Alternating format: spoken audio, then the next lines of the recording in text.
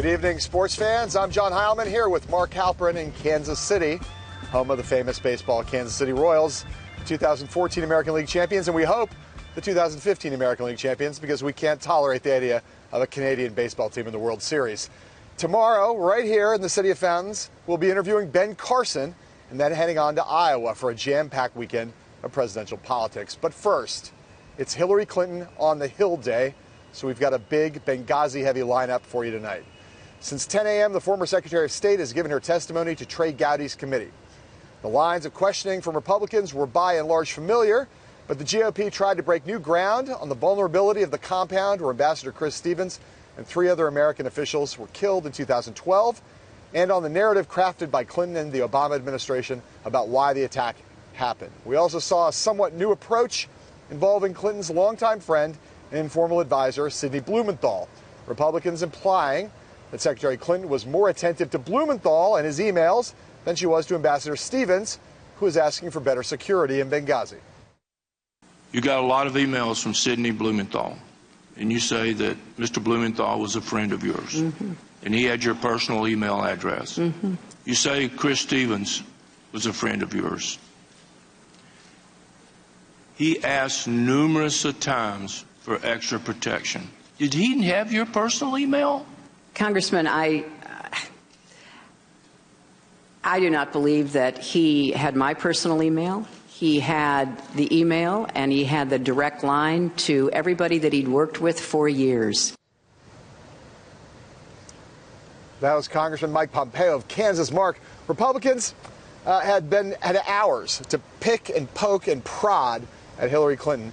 Did they report or charge anything that was genuinely or relevantly new about Benghazi today? They teased out a little bit about something that no American I know of cares much about unless they live in Washington, which is her relationship with Sidney Blumenthal. On the events of Benghazi before the security in Libya, during the evening of September 11th that year, and afterwards, they plowed a lot of familiar ground. On the issue of her emails, which have become part of this investigation, they also largely plowed familiar ground. So there's some nuanced new stuff, but nothing that's going to break through for the American people as smoking gun, Perry Mason, brand new information that we're hungry to know more about. Yeah, you know, I got to say, the obsession with Sidney Blumenthal, which for people like us who've known Sidney Blumenthal, know his relationship, with her relationship with him, have talked about that relationship for a long time. It is an interesting Byzantine relationship. He is an interesting kind of dark figure in her life. Fascinating stuff. Interesting. You might even put it in a book about a presidential election. But to the millions of Americans who are supposed to care about this hearing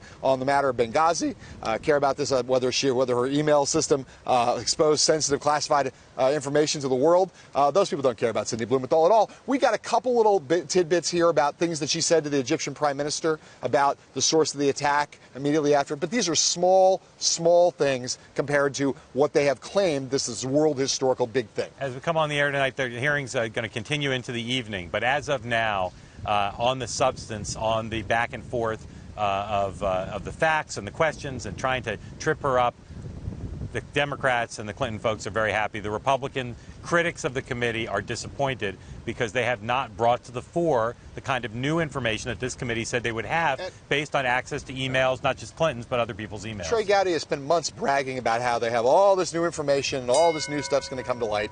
I think that as a political matter, Hillary Clinton and her defenders on the Democratic side will be able to say that nothing, whether basically the 7 or 8 previous investigations have pretty much covered all this ground pretty well and pretty thoroughly already. Right. All right. So that's the substance, such as it was, of the hearing. But it's also important in any congressional hearing to deal with the question of style. It's no surprise, given the nature of this confrontation, that over several hours, some emotions boiled over the pot. For her part, Secretary Clinton appeared clearly and visibly annoyed at times. Telltale sign was when she rested her head in her hand.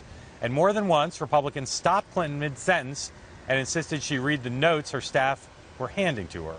John, and the important question of style and political theater, who won the day so far? Well, I think that Hillary Clinton won the day, and I'll tell you why. I think it's never a good look for Republicans when Republican men are interrupting Democratic women. I don't like that look of hers. It's not perfect by any means. That's not a good look for her or for you. But I will say she was interrupted constantly, and that interrupting and kind of like being lectured to and condescended to, it doesn't help Republicans either in the context of this hearing or in terms of the broader politics of gender. She clearly came prepared to say her piece, strong, confident, appealing to people's concerns over the families who lost.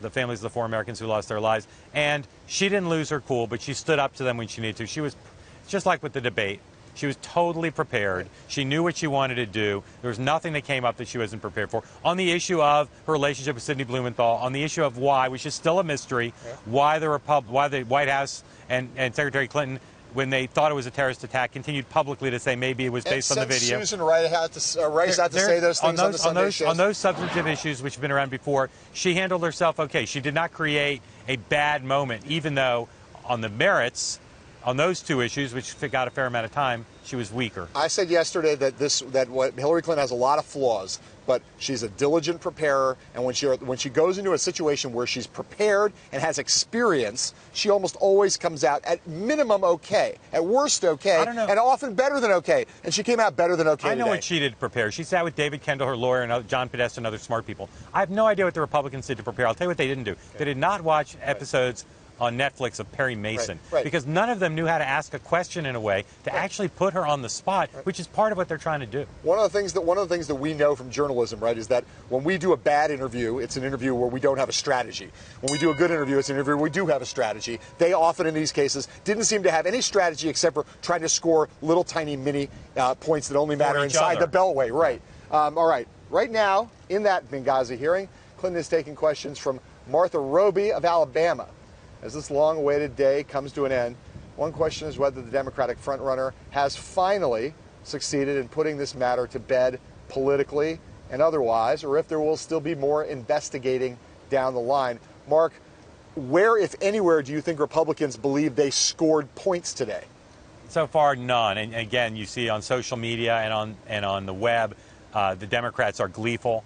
The Republicans are being critical of the committee and the job they did, although we haven't seen too many specifics of what they would have liked to be done differently. This doesn't get her out of the woods with the FBI. I think it does strengthen her hand. She's never coming back to this committee. And I suspect other committees in the House and Senate who want to investigate the emails are going to have a heck of a time getting her back, because she's going to say, I went up to the committee that had all my emails, the one that discovered them, I'm done. And I said I would give them all the time in the world, and I stayed until they shut the lights out.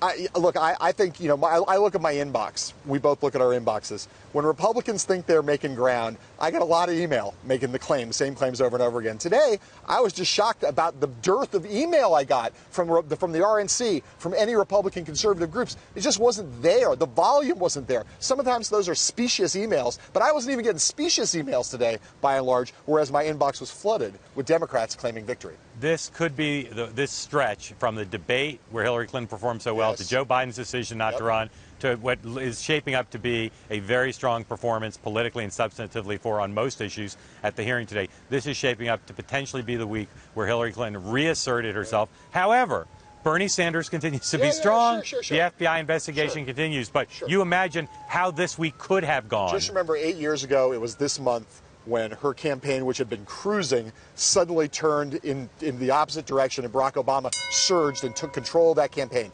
This time, mirror image. She's Mrs. October. Mirror image. All right. All right. We're going to have more on the Benghazi hearings, go a little bit more in depth in the hearing room after this word from our sponsors.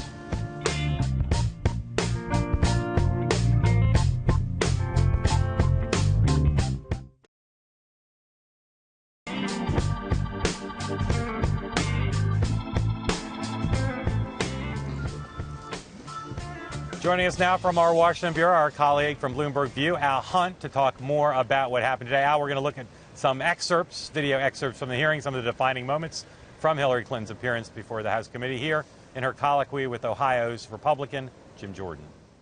Then where'd the false narrative start? Started with you, Madam Secretary. At 10:08, with no evidence.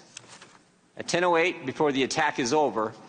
At 10:08, when Tyrone Woods and Glenn Doherty are still on the roof of the annex fighting for their lives, the official statement of the State Department blames a video. Well, I think if you look at the statement that I made, I clearly said that it was an attack, and I also said that there were some who tried to justify it on the basis of the video, Congressman. And I think but real quick, calling it an attack is like saying the sky's blue. Of course, it was an attack. We were in a position, Congressman, of trying to make sense of a lot of incoming information and watch the way the intelligence community tried to make sense of it. Madam Secretary. So all I can say is nobody... There was not conflicting information the day of the attack because your press secretary said, if pressed, there's no connection between Cairo and Benghazi. It was clear. You're the ones who muddied it up, not the information. Well, there's no connection. Here's what I think's going on. Here's what I think's going on. So, Al, thanks for joining us. You've seen hearings like this. The Republicans came in weaker than they would have thanks to Kevin McCarthy's comments about it. Politically, in that little colloquy and overall, did the Republicans on the committee play their hand well today or not?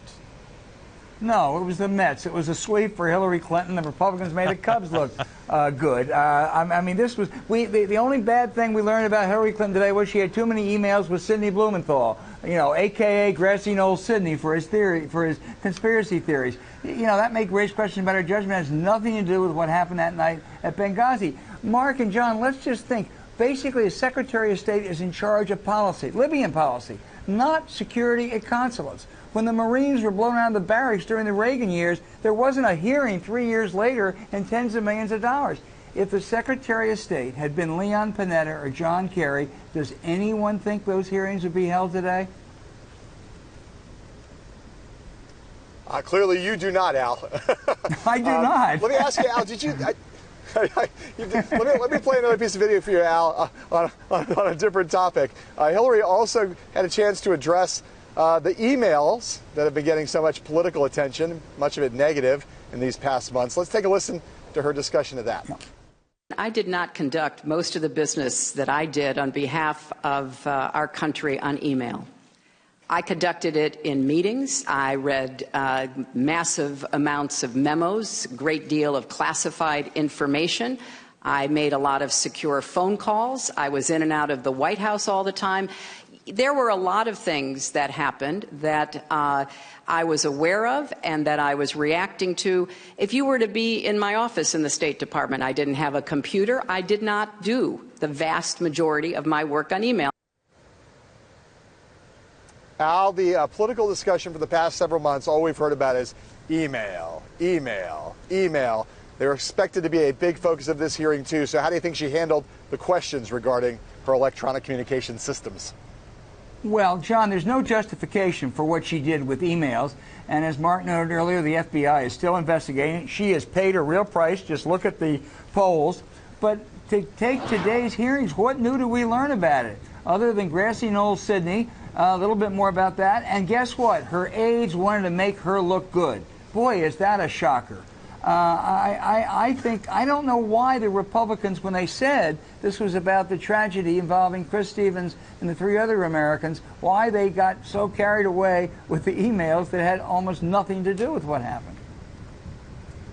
Al, does any of the blame for how this hearing has gone so far go to the Republican leadership? Should they have been delegating all of this to the chairman, or should they have been looking in on this, given how important it is for the Republican Party in the House and nationally that this hearing go well? Mark, they shouldn't have had this kind of hearing. A perfectly legitimate hearing would have been on Libyan policy. And Pete Roscom is one of the few Republicans who I thought started off well. He didn't end up so great, in which he basically addressed that. But that's not what this hearing was all about. The Libyan policy was a disaster, but you cannot say Hillary Clinton is responsible for what happened on September 11th, 2012. That's not the responsibility of the Secretary of State. That was the Republicans' mistake. And then they made it worse. Jim Jordan was foaming at the mouth. His hatred was so great for her. And that poor fellow from Kansas who got slam dunked by Andrea Mitchell on television last weekend had to watch it again. It was a bad hand, and they played it poorly. All right, Al, one other big subplot today was the role the Democrats on the committee played in helping Hillary Clinton pretty much at every turn. Let's look here at an exchange between the chairman, pretty testy, Trey Gowdy, and pretty testy, the ranking Democrat from Maryland, Elijah Cummings. Would the gentleman yield? I'll be happy to, but you need to make sure the entire record is correct, Mr. Cummings. And that's exactly what I want to do. Well, then go ahead. I'm about to tell you. I move that we put into the record the entire transcript of Sidney Blumenthal. We're going to release the emails. Let's do the transcript. That way the world can see it. Well, we didn't. The motion has been seconded. Well, we're not going to take that up at a hearing. We'll take that up in a business meeting. I've consulted with the parliamentarian, and they have informed us that we have a right to a recorded vote on that motion. We want, you ask for the truth, the whole truth, and nothing but the truth. Well, that's what we want to have. Let the world see it. Why is it that you only want Mr. Blumenthal's transcript released? Why don't you want the survivors? Released. The survivors, even their names? Let me tell you something. No, you want that released? Let me tell you something. Right now, the only one you've asked for is Sidney Blumenthal. Al, could the Democrats have done any more to help Hillary Clinton than they did in the room so far today? No, Mark, they couldn't have. They were every bit as partisan as the Republicans, but that played to her advantage. She was able to kind of rise above it for most of the hearings. And what Elijah Cummings did very shrewdly then was he really got Trey Gowdy to lose his cool. And that's something that the chairman could ill afford to do. I think the Democrats, as I say, it was totally partisan. Some of those questions were softballs like you and I have never seen before, but that was the purpose. Yeah, I thought Gowdy started very strong in tone, and then as you saw in that clip, and as you just said, Al, the Democrats got under his skin, and he ended up kind of resorting to the kind of partisanship and yelling and tension that he did not want in this hearing. And that he insisted was not going to take place. He kept insisting this hearing beforehand, this is not about Hillary Clinton. No one could watch the 7 or 8 hours that took place already today and not say this is about Hillary Clinton. Yep. Al Hunt in Washington, thanks so much for joining us. When we come back, we'll check in on today's other political news, including some exciting stuff about an Iowa poll we got coming after this word from our sponsors.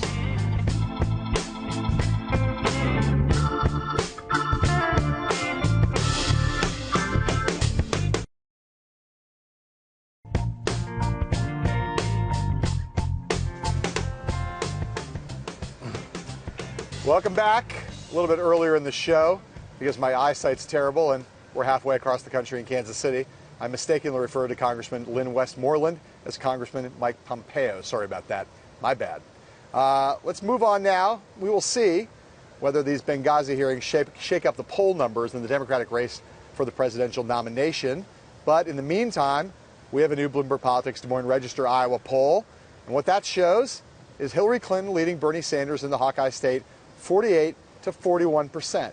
Mark, if you believe that events drive poll numbers, what events are driving these poll numbers? Well, if you look at our poll, and our pollster Ann Seltzer kind of teased this out, the gun issue.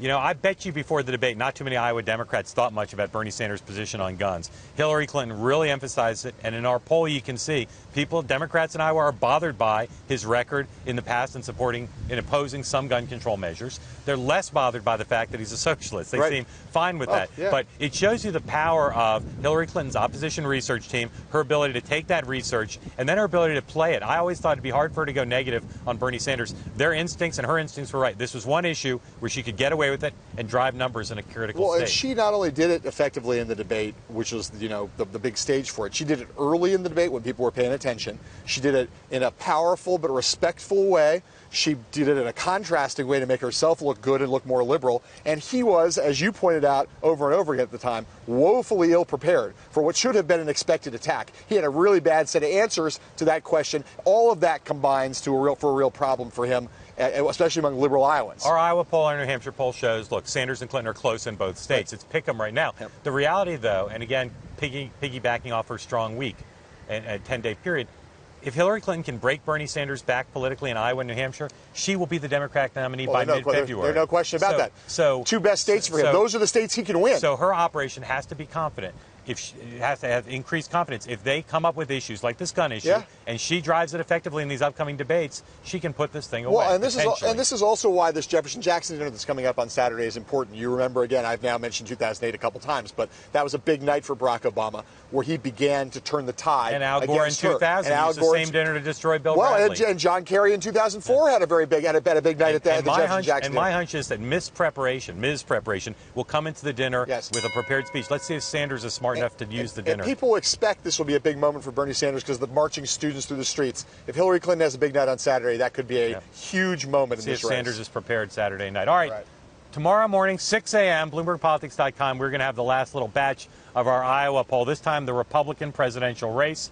And then, with all due respect, we'll have reaction to our poll from 2 Republicans who are playing hard in Iowa, Ben Carson, who we'll interview here, and then Ted Cruz we'll talk to later in the day in Iowa, where we'll be for tomorrow night's program. But for now, let's close by dipping into the big congressional news. What's going on Capitol Hill besides the Hillary Clinton hearing is Paul Ryan. It appears now he's got sufficient support under the terms he set to be the Speaker of the House. It's been fun watching him go from no to yes and the likely Speaker. So, John, let's move to the next phase. What will a Ryan speakership be like for him, for the Republicans on Capitol Hill, and for America? Well, let's first acknowledge this one thing, which is that Republicans proved this week that they are not wholly suicidal. By being able to get it together enough to make the kinds of concessions and pull together and offer the kind of unified support for Paul Ryan that was necessary to get him in, they showed that they are not trying to actually commit Harry-Carry. But the fundamental dysfunction in the party and the fundamental fractures and fissures within the party still remain. I don't know 2 or 3 months from now whether we're going to see any real difference in terms of the problems that Republicans have governing, but it is the case that they are better off today than they were 7 days ago. You know, Ryan has suggested that he's not going to turn the floor over to Nancy Pelosi to solve some of these upcoming problems. Boehner might do it before he goes on the debt ceiling. Yeah. But how Ryan deals with the continuing resolution to keep there from being government shutdown, if the president still won't negotiate, I think Ryan may try to start strong and establish himself by basically getting the president to engage in negotiation, even if it seemed like 2 separate deals, to try to say to Republicans, look, let's get a continuing resolution, maybe even through the election, but I'm going to get something in return for it and show my side that I can stand on principle and stop Barack Obama. He's still a political guy, right? And the fact that, you know, the way in which he's been attacked from the right, even though they've acquiesced to him for obvious reasons, the attacks on him as being Harry Reid's favorite Republican potential speaker, the guy who wants to make deals with Barack Obama, he still knows that even though he has unity for now, he's still got a right flank that he has to cover. He can't look like he's going to just do what Boehner did again and go to Pelosi right off the bat. Reid said something nice about him before he got the job. Now that he's de facto next speaker, Reid attacked him today. Public enemy number 1. The reality, though, is he's going to have a difficult time. Yes. It'd be nice for him if Boehner could take more off his plate. But if he can get through these initial must-pass bills, I think next year could be interesting, particularly how he interacts with his presidential candidates. Okay. We will be right back here from Kansas City with an absolutely grotesquely shameless plug after this.